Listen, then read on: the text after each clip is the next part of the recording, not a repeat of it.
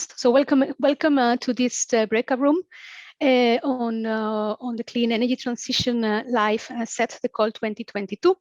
So we have a breakout room where we are going to present two topics, one on supporting industry in the energy transition, another one on building up skills for the building workforce in the clean energy transition. For those of you who were applying or have a look at the call 2021, the call from last year, you will be familiar about these two topics, as the topics are building on previous topics. We have a first topic on businesses. Here, the topic of 2022 is building on a topic on energy audits and a topic on value chain from last year, and mainly here my colleague Filippo Gasparin and Oronzo Daloiso will be presenting you these topics, and then Amandine will be presenting the topic on the building skills. So I'll pass the floor to Oronzo for the presentation on the energy audit topic. And then after the presentations, we will have time for a question and answer sessions through the chat. So please put your questions on the chat and we will try to answer as many as we can. So Oronzo, the floor is yours. Thank you, Maria. Thank you very much. I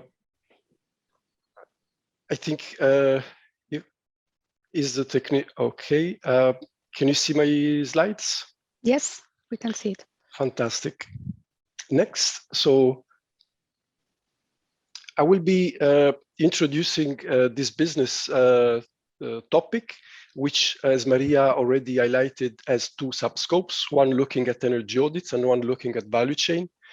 The first, in this first slide, I wanted really to give you a bit of a background and introduction. In fact, according to the latest Eurostat data of 2020, industry and services consumed together almost 40% of the final energy consumption in the EU.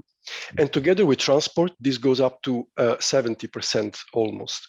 The Commission has taken several initiatives to encourage companies to reduce their energy consumption and switch to renewables wherever possible.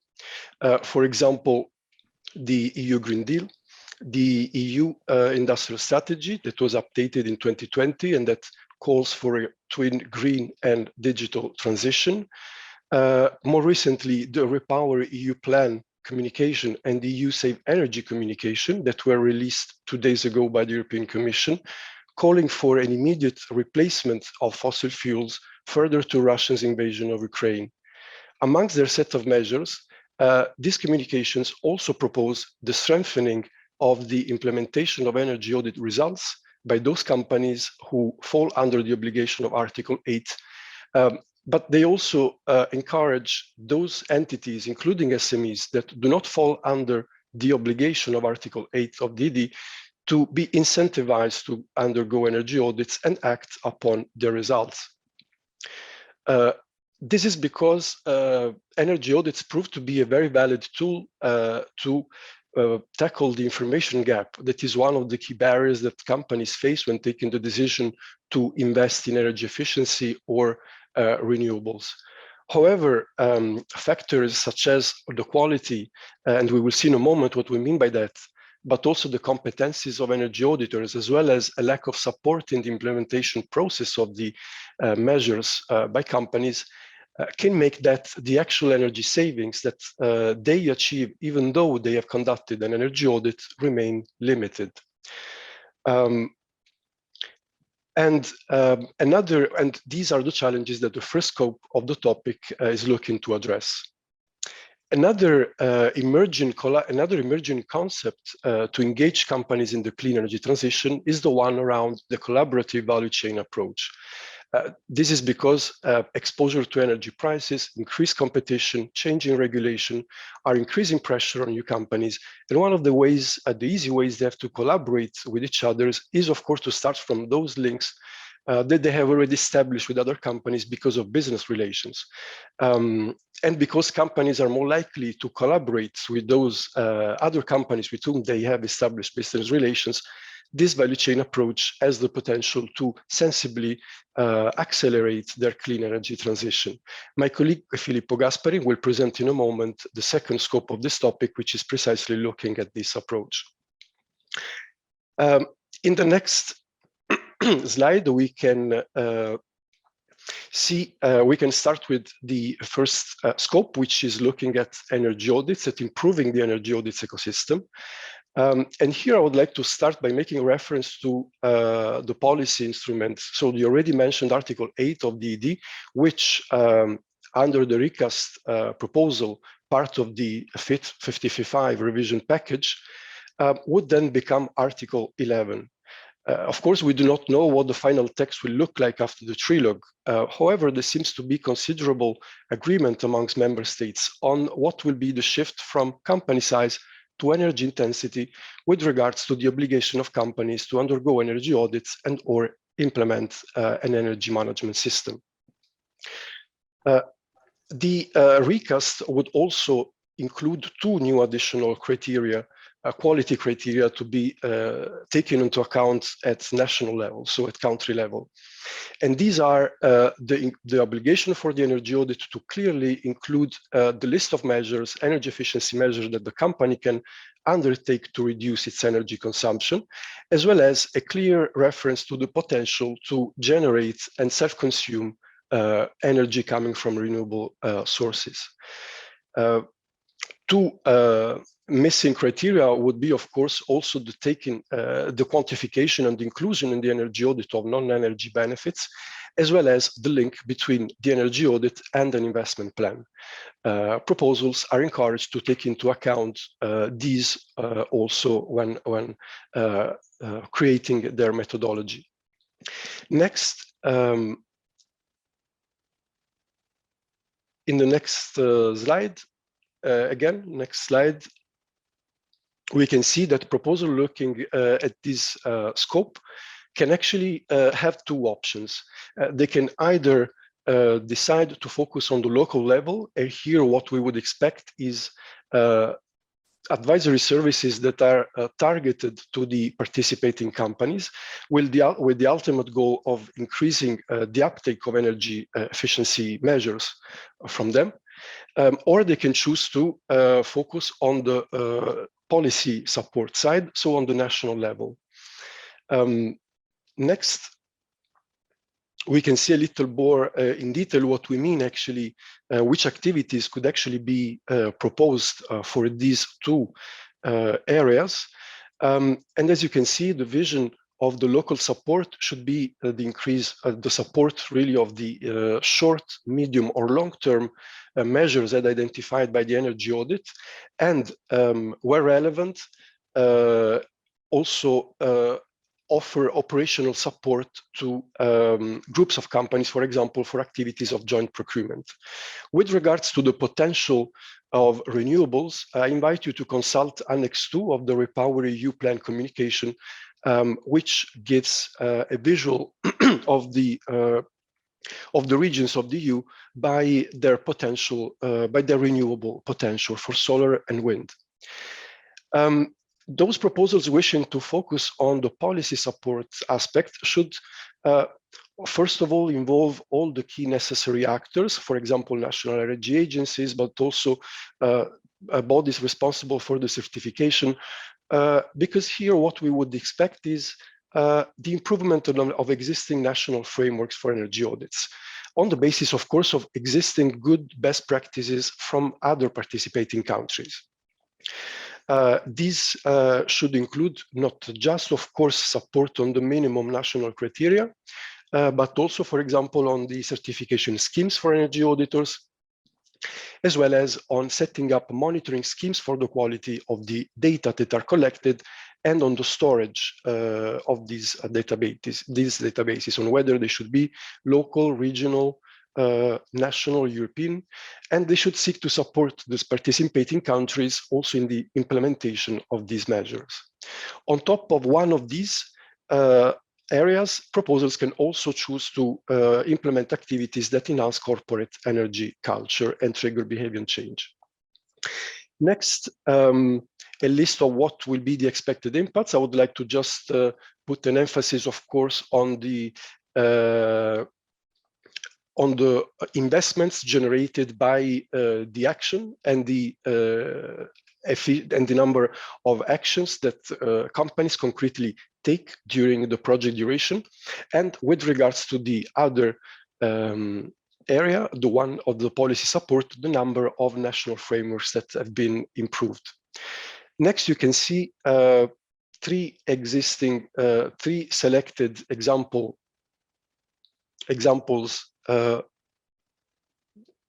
in the next slide. Yeah, you can see three examples of existing projects, existing actions that are in a way working either already on the policy support aspect or on the local one, so that you can build on them and not replicate or create something from scratch. So I really invite you to consult the results and the work that is currently being done by these projects. Yeah, next slide. Great. Okay, so good morning again. So I will now present the second part of this topic, which is about sustainable value chain. So next slide, please. So the overall objective is really to foster the market uptake of energy efficiency measures, and of course, where relevant, also renewables and heat pumps, through the development and implementation of collaborative approaches among companies operating in the same value chain. So the idea behind is that companies, by decarbonizing and increasing the energy performance of their activities, will generate an increasing value for the society, so for everyone, because they are contributing to the achievement of the EU Green Deal objectives, so to reach a fully decarbonized economy by 2050 of the whole EU. And in this context, companies can look at their suppliers, but also their customers, and that is why we are targeting the whole value chain, as a partner to further increase this value. Furthermore, through the adoption of such collaborative approaches, companies can become fully aware of the risks indeed associated to deliver on the market products, technologies, services that are highly energy intensive. And among these risks, we can surely find the exposure to energy price volatility, so the risk to transfer to the final users high energy costs, and then of course the risks at company level. So the risk for one company to see its efforts in greening its processes to be undermined because there are other companies in its supply chain that do not invest in sustainability. Next slide, please. So successful proposals will be requested as a very first thing to engage with companies on the ground. So to start a dialogue with them through the organization of roundtables, webinars, and so on, in order to promote the added value of such collaborative approaches, and also to develop mechanisms to capture the multiple benefits that are indeed generated from such approaches. For instance, in terms of increased resilience of the company first, and then of the whole value chain, or improved value proposition of the company. Then, since we do not want to have this concept of collaborative approaches to remain up in the air, applicants will be requested to frame it into economically viable business model that should be based on the concrete interaction of participating companies. So here, as we know, companies are usually using concepts such as net value income, free cash flow to define the value they are creating. However, there are additional concepts that should be developed in order to capture the value of sustainability within a business model first, and then within the whole value chain. So in this regard, applicants will be asked to start a preliminary reflection on new economic models or languages if you want to capture this value. Lastly, but not leastly, applicants will be requested to develop benchmarking mechanisms and monitoring systems with focus on the energy use at value chain level, and also to come up with recommendations in order to support policymakers in keeping track of the clean energy transition progress of the business sector. Next slide. So indeed, this is a list of indicators that will be used to evaluate your proposal. So they have been split into different categories, qualitative and quantitative.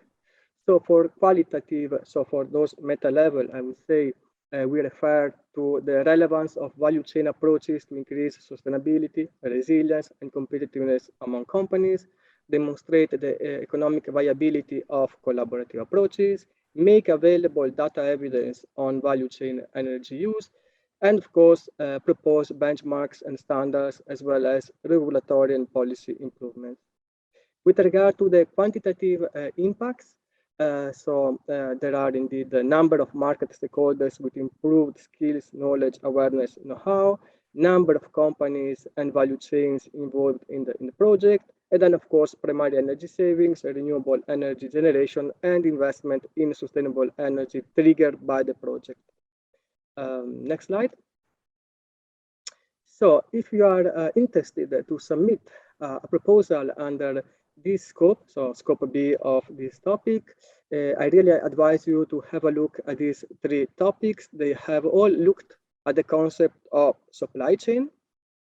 So they have tried to not only look at what is happening within the company, but they have really tried to embrace, let me say, a more holistic approach. Of course, these three projects are not fully matching with what we are requesting under this topic for obvious reasons, because first of all, because they were financed through a different topic, but even through a different program. But nevertheless, they do represent a good starting point from which you can start preparing and building up your proposal. Next slide. This is actually already my last slide, and I just wanted to conclude with some key numbers related to this topic. So the total available budget for this year for this topic is 6 million euros. The average EU contribution per proposal should be around 1.5 million euros. So by doing the math, we do expect to finance 4 projects with a duration of 3 years. But again, nothing prevents you from requesting a different EU contribution or different duration as long as it is duly justified in your proposal. Next slide. Yeah, indeed, here we have only few communication channels that you may refer to if you want to stay in touch with us. So again, thank you very much for your attention and good luck with your work. Over to you, Maria. Thank you, Filippo. Thank you, Oronzo, for this presentation of the first topic of this session. So, how to support businesses in the energy transition. So that is clear for applicants. So it's only one topic, but with 2 very different scopes. So scope A on audits, improving the ecosystems of energy audits, and scope B on value chain. So the proposals will have to choose whether they apply for the scope A and B. So there has to be clear in the proposal if you are applying for a scope A or a scope B, and we don't expect proposals that are addressing the 2 scopes, because then proposals will not be relevant and not focused. So it's not better that you address the 2 scopes. On the contrary, you will have to be clear in which scope you are applying for. And then we are going to pass to the next presentation. So we are changing topic now. We are looking into the building skills topic. And first, before having the topic presented by my colleague Amandine Lacour, we have a colleague from DG Grow, Roman Horvath, who will present us the policies, the EU policies to improve the construction sector human capital, so that this will give a policy overview, a frame for the topic that will be presented by Amandine. So Roman, the floor is yours. Thank you. Thank you very much for inviting me today to your session, let's say, to give some brief overview about the policy aspects of the construction sector human capital, and also about some Commission activities in this respect. So please, next slide.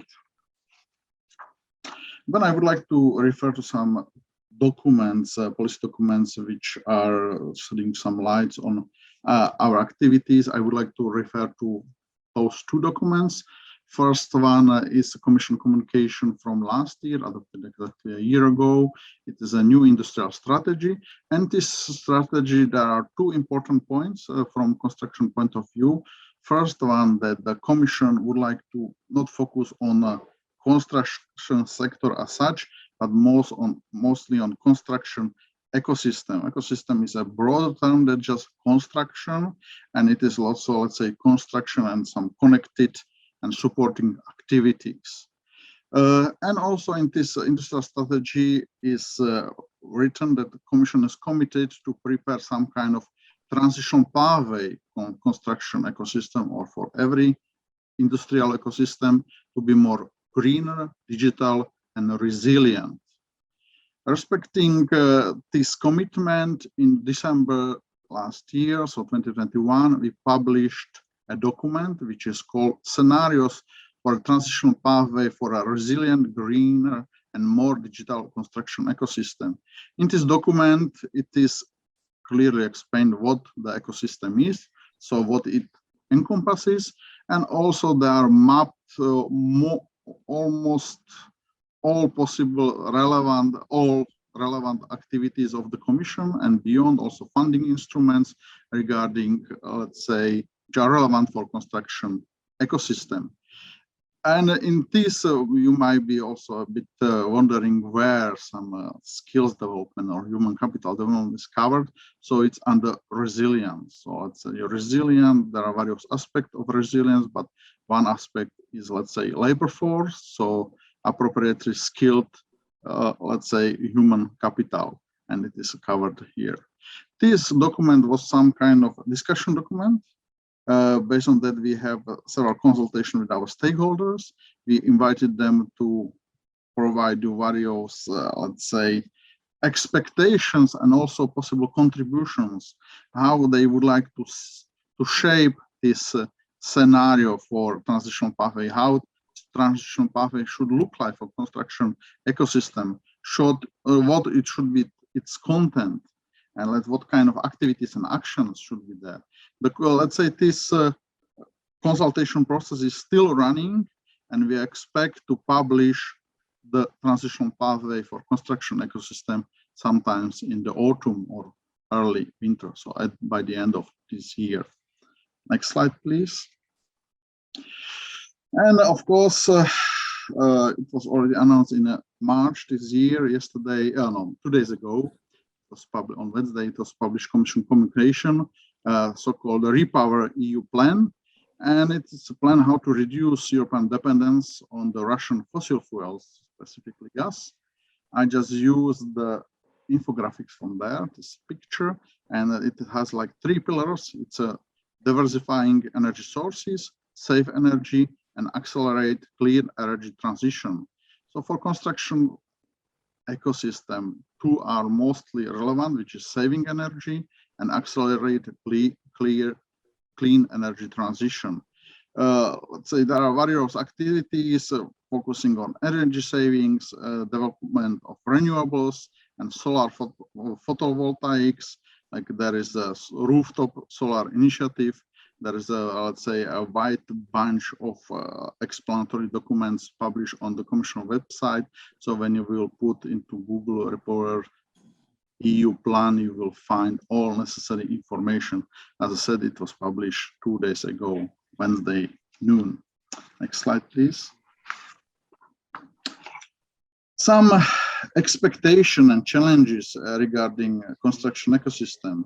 As you all know, the European Union has a global climate goal or global climate target to be climate neutral by 2050. And let's say it's rather... I don't know, somebody speaking also. So this target really much depends on activity of the construction sector, because we need to contribute the sector or ecosystem by energy efficiency measures relating to building, but also it's expected that we will decrease consumption of raw materials, waste production, and let's say based on those activities, mastering energy efficiency, adequate materials and technologies is a new normal. As you know, we have a legal obligation that all new buildings should be near zero buildings. So already, let's say, our construction labor force has to master all necessary techniques to address those expectations. So expectation challenges, The answer is that we need appropriate skills to address them. Next slide, please.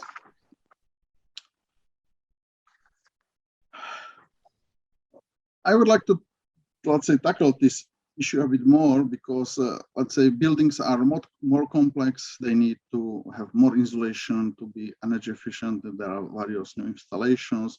There are, like, windows are heavier because originally, decades ago, we started with single glass windows. Then we had double glass. Now, in some countries, normal is triple glass windows. So more and more glass, usually also frames, need to support such a, let's say, increase of, let's say, glass weight.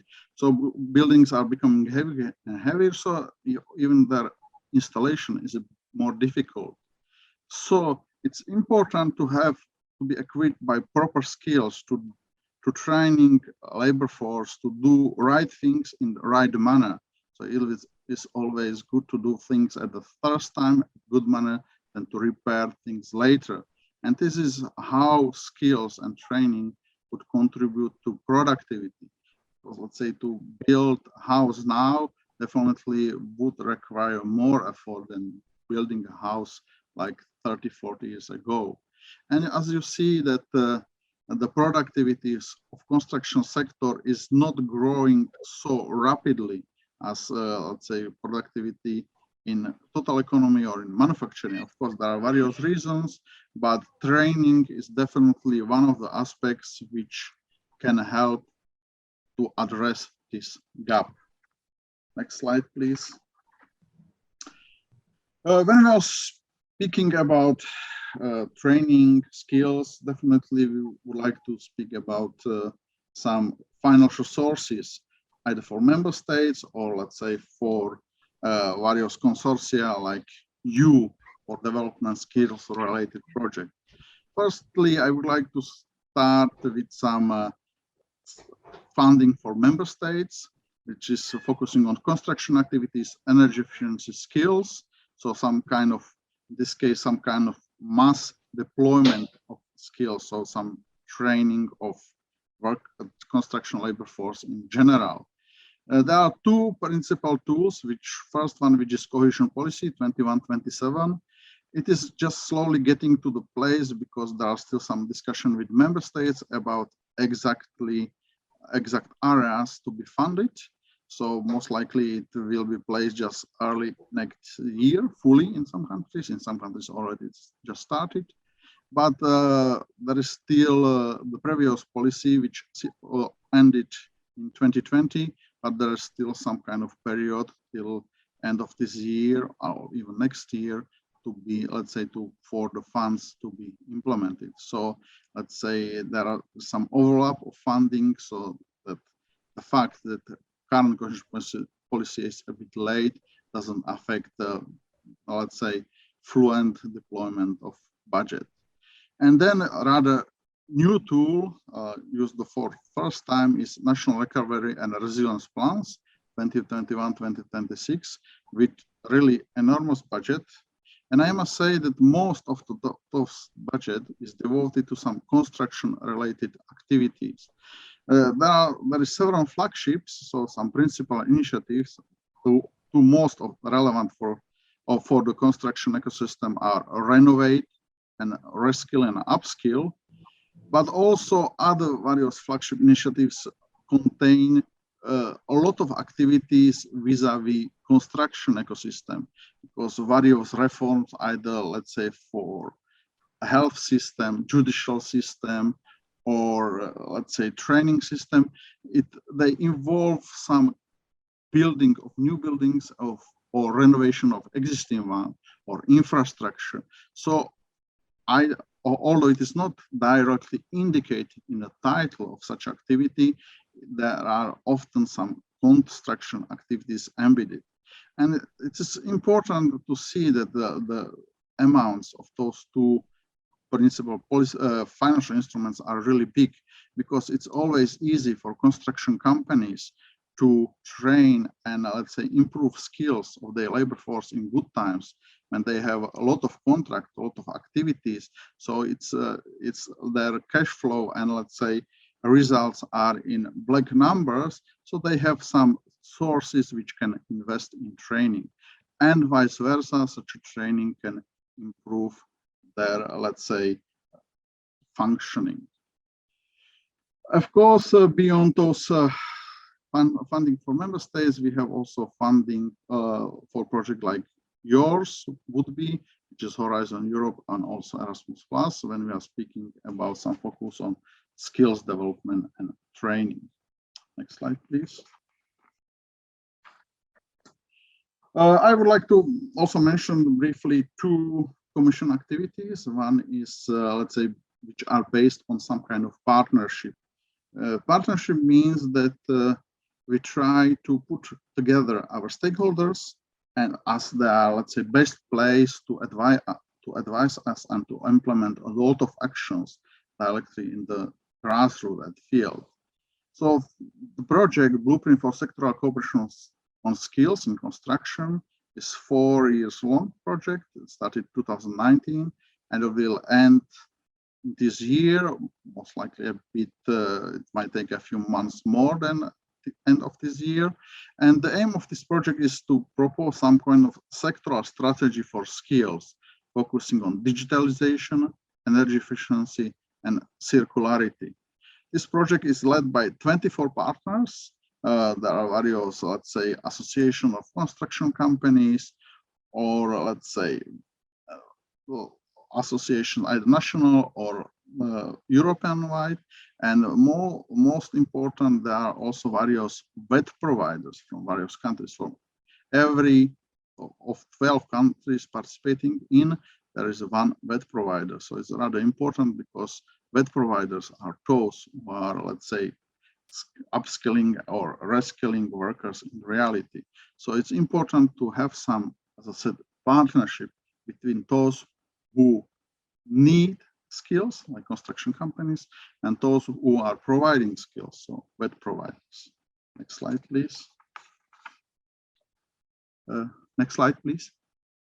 Yes, this is one page of their website, and this provides some map with good practices and innovation initiatives, let's say. And this you can see there are various numbers. When you will increase the map scale, you will see also details, and in every country they are providing some examples of good practice regarding skill development. They are focusing on various areas, like you see the menu on the right, which is digitalization, energy efficiency, mobility, health and safety, attractiveness of construction industry. It is rather important because construction industry is facing some labor force gap, because usually labor force or people don't see the construction ecosystem as attractive enough for their career.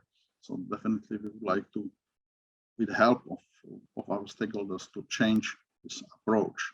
So this might serve as some kind of inspiration for you when you will draft your projects, that what's going on in some other areas, or let's say you can consult it and let's say take inspiration. Next slide, please. Here I'm just mentioning just some recent developers of the Blueprint project. Last year in summer, they did a survey about future skills needs among 1,700 companies. They published its results recently, so you can consult it on their website. And also there is running a new survey, new questionnaire on transversal skills, let's say needed for European construction companies. It's still running, so if you are interested, definitely it would be nice if you can participate, let's say, in the survey and present your voice. Additional two documents which were published recently, and their first versions, the skills needs analysis and profession qualification in the construction sector to be modernized. As I said, those documents are just first versions, and now as let's say the consortium is trying to put together all their knowledge and let's say activities which they run for almost 4 years. Those documents will be definitely updated before the end of the year by the latest development and latest intelligence gathered. Next slide, please. I already spoke about partnerships, so I would like to add one more partnership, which is Pact for Skills. It was announced by the Commission 2 years ago, and it is about creation of partnership in ecosystems, so in construction ecosystem in our case, to share expertise resources and to mutually support each other. Also, Commission will support such a partnership, so it means that companies, various organizations, let's say either of social partners, of companies, or various chambers of commerce, anybody can participate in partnership, or the construction partnership was already created. There is a link of, let's say, their manifesto at the bottom. And the aim of the partnership is with the common effort to contribute to skills development of human capital bases in the construction ecosystem. So everybody can do some activity based on, let's say, its abilities and possibilities to contribute to this effort and together to, let's say, improve human capital bases in construction sector. You have their links. So also I would like to invite you to have a look and perhaps, let's say, to apply for a membership to contribute to this improvement of the ecosystem which is at our hearts. Thank you very much for your attention, and I wish you good luck in creation of your projects. Thanks, Roman, for this overview. Indeed, very useful. Also, the mention to the Blueprint Initiative, because indeed we are asking in the topic, in the call topic, that proposals should link and take into account the Blueprint Initiative. So, because we are a bit pressed of time, I pass the floor to Amandine. She will be presenting the topic on skills that is open in the call 2022. So, Amandine, the floor is yours. Thank you. I think there are some technical issues. Hi, yes, this is the technical team. I think you were on mute, Amandine. Oh, sorry, I'm sorry. So indeed. So again, good morning, everyone. And I will now present the build skills topic, which was nicely introduced by the presentation of Roman Horvath, which really set the scene, I think, perfectly. So indeed, if you can move on to the next slide. This is a reminder that this topic is supporting an initiative that we've been funding since 2011 and the successive programs, as you can see on this diagram. So if you look at the timeline, I think it's interesting to see the different development steps that we've been following. So initially, we've been funding national projects that developed a strategy to address the skills gap in the construction sector. And the main outputs were national platforms of stakeholders and national roadmaps of measures to train the building workforce on energy efficiency and renewables. Next, we then funded national projects that develop qualification and training schemes, so kind of translating the roadmaps into action. Later on, under the Horizon 2020 programs, we've expanded the scope by also funding transnational projects, doing training and qualification, not only of blue-collar workers, but also white-collar, as we say. So the whole value chain could be covered. We also then funded projects looking at more demand-side measures, so how to increase the demand for skills and skilled professionals, looking, for example, at linking skills with procurement, and also campaigns towards building owners. Now, a bit more than 10 years ago, 10 years after this first initiative started, it's really time to update the strategy. And this is what we intend to do with the topic that is open under the current call. So it's interesting also to mention that so far 77 projects have been funded. There are another 13 in grant preparation, so it's quite a big portfolio of projects. And 49 million euros of EU funding have been invested so far. Next slide. If you would like to have more details on the projects we've been funded, I invite you to consult this publication, which is available on Cordis. It really shows nice project stories. Next.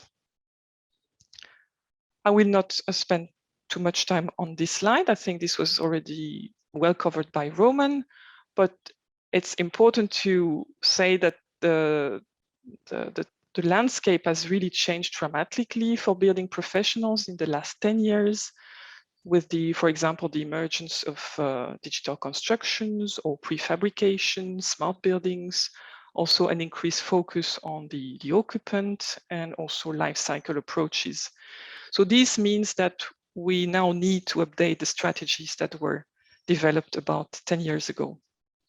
Next. So I will now dive into the topic itself. So there are two scopes and you are asked to cover only one of those two scopes. So please be clear in your application. Scope A relates to the rebooting of the national platforms and the roadmaps that were established 10 years ago. So some key features about this scope. First of all, we expect project to last no longer than 18 months, because the idea is to have results relatively early to be able to then implement the next phases of build-up skills. The indicative EU contribution per project is 400,000 euros. It's also expected that applications would cover a single country, and we believe that it would be optimal to have a single action per country to really generate traction at national level. It's also worth mentioning that applications can be submitted by a single applicant from an eligible country. So the objectives, they are quite straightforward, is to revitalize the national platforms and also to update the status quo analysis and the national roadmaps that were developed in the first phase of build-up skills. Next. Some elements about the scope. This is not exhaustive, so of course, please always refer to the topic text. Applicants are expected to demonstrate a good knowledge of the Build-up Skills initiative, although they don't have to have been involved previously. As it was already mentioned, it is important that proposals really support the work done within the European Construction Blueprint in case they target countries that are already covered in the blueprint. So it's really important that in the application you explain how far you complement and you expand the work of the blueprint rather than duplicating it.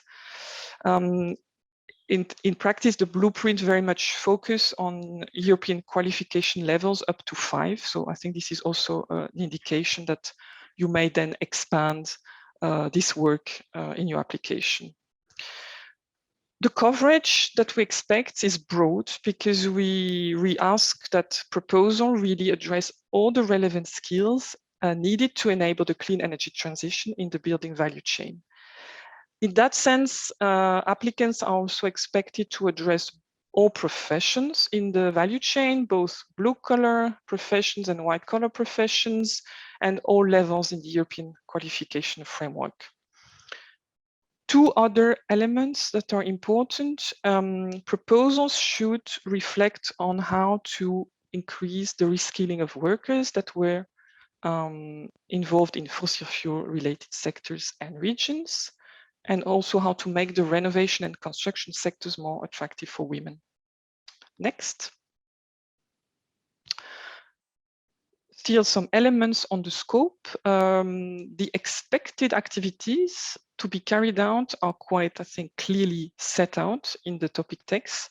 So this relates to the relaunching of the national platform, market research, data collection to be able to update the status quo analysis, and this needs to be done within the first 9 months of the project.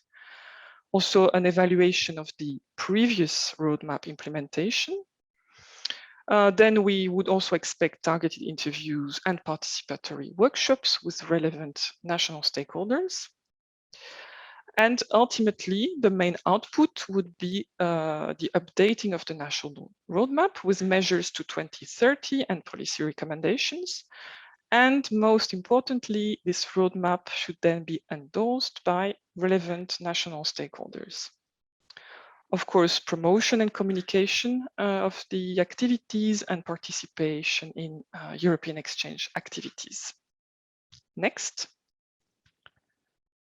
In terms of the expected impacts, overall, the main expected impact is that proposals should contribute to a robust set of measures to upskill building professionals towards 2030 targets endorsed by relevant national stakeholders. There are then a set of KPIs, of key performance indicators mentioned in the topic. The first 3 are more, I would say, qualitative outputs, which are the upgrades of the national platform, the quality of the updated status quo analysis, and the quality of the measures presented in the roadmap. But then, very important is also to quantify the number of people that will be directly engaged through the project activities, and also the number of national stakeholders that will endorse the updated roadmap. So these are really important impacts, and they have to be clearly stated and documented. And then, of course, we have energy-related impacts and investment. So moving on. Now, Scope B. Scope B relates to upskilling and reskilling interventions for decarbonized building stock. So here, the indicative EU contribution per project is €1 million. And unlike for Scope A, we considered that because of the nature of what is aimed at under Scope B and the need to generate exchanges at European level and mutual learning, application by a single applicant or applications covering a single eligible country are not really adequate to cover Scope B. So we would expect applications to cover to have at least 3 applicants from 3 different eligible countries. The objectives, also quite straightforward, is to increase the number of skilled building professionals at all levels of the value chain, and then is to upgrade existing training and qualification schemes or to develop new ones. Next. Some elements about the scope.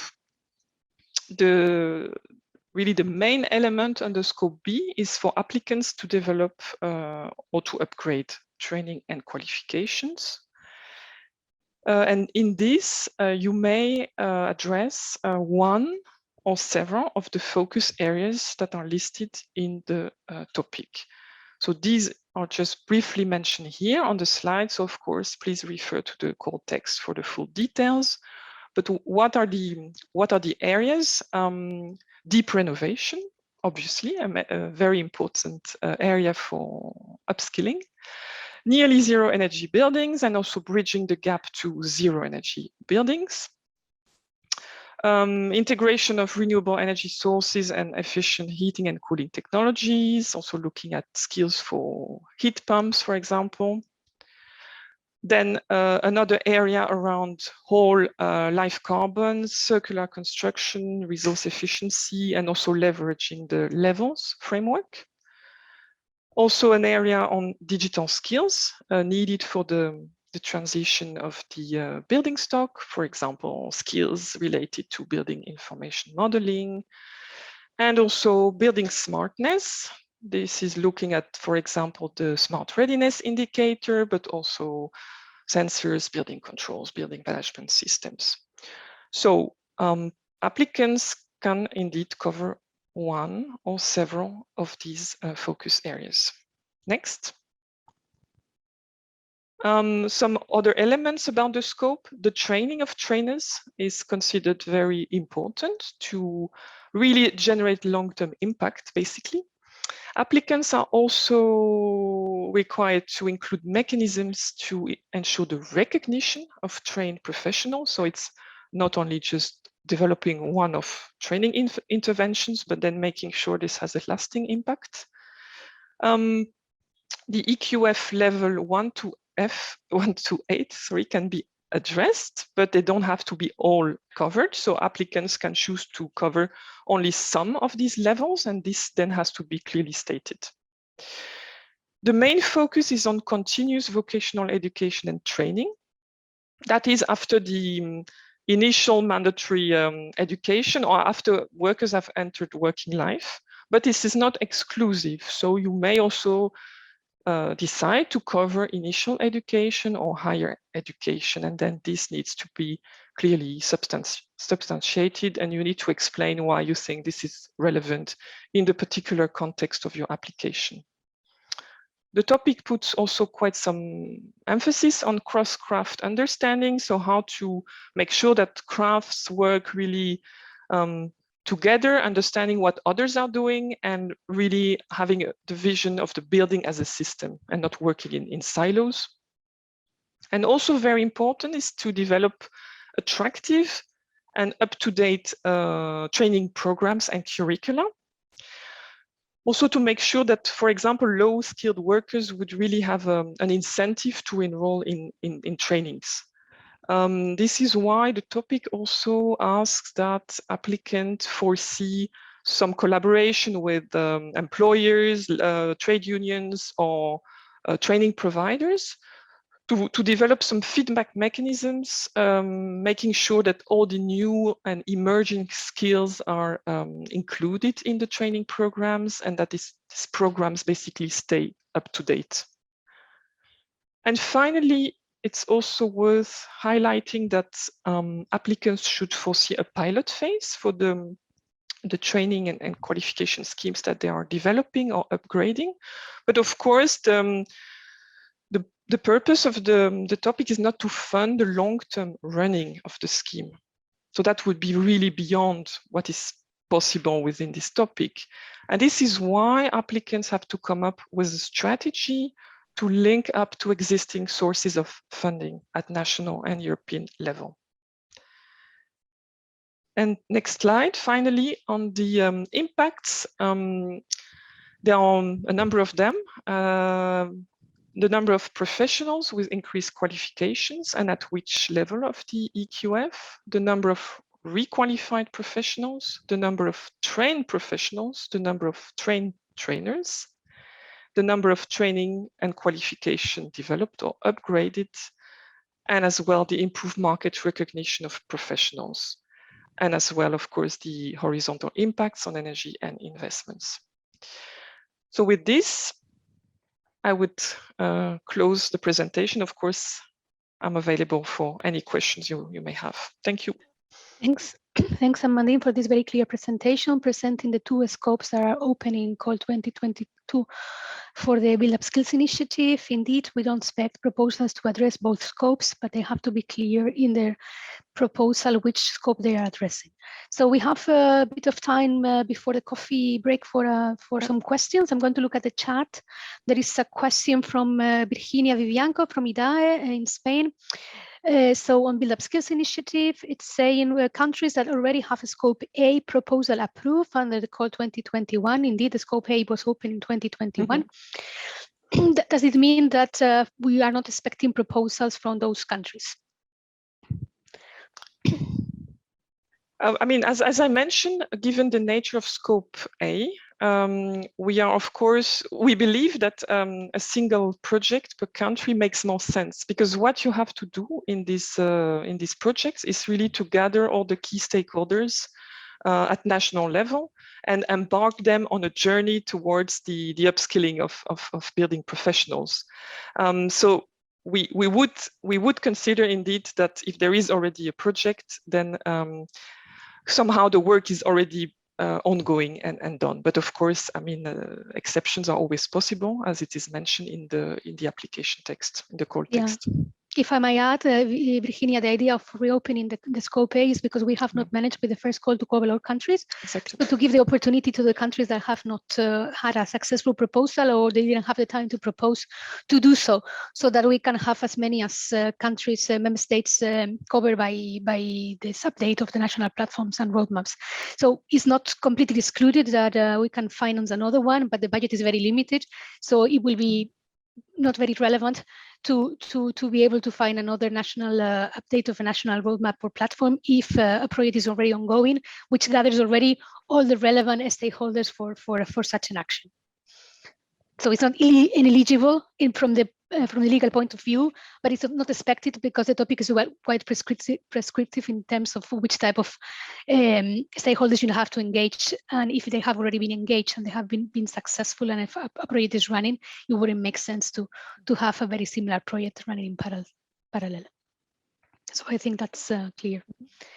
We are have to break soon for a coffee break, but I don't see any other questions in the chat. But I might have also a question for colleagues, for example, for the industry topic, the business topic. I would like to know if you have not say whether the proposals should look into a specific economic sector or a specific company size. Is there any advice that you can give to proposals on that sense, Oronzo?